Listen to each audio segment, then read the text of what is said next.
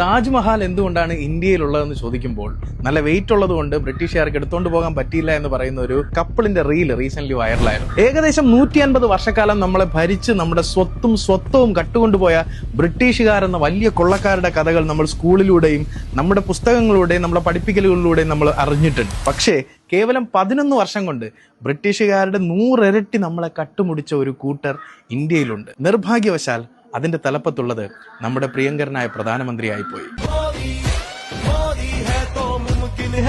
സ്വന്തം കൂട്ടുകാരനായ അദാനിക്ക് വേണ്ടി 100 കോടി രൂപ വിലമതിക്കുന്ന ഇന്ത്യയിലെ ഭൂമി അദ്ദേഹം വാടകയ്ക്ക് കൊടുത്തിരിക്കുകയാണ്. അതും ഒരു വർഷത്തേക്ക് കേവലം 1 രൂപ എന്ന നിരക്കിൽ.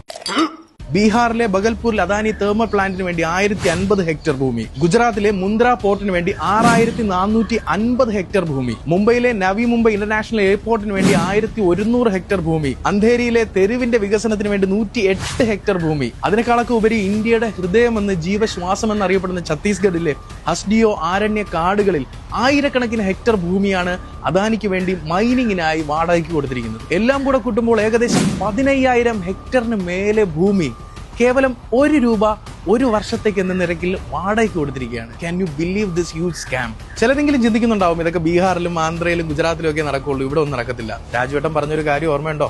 ഇതെല്ലാം നടന്നത് ഇന്ത്യയിലാണ്.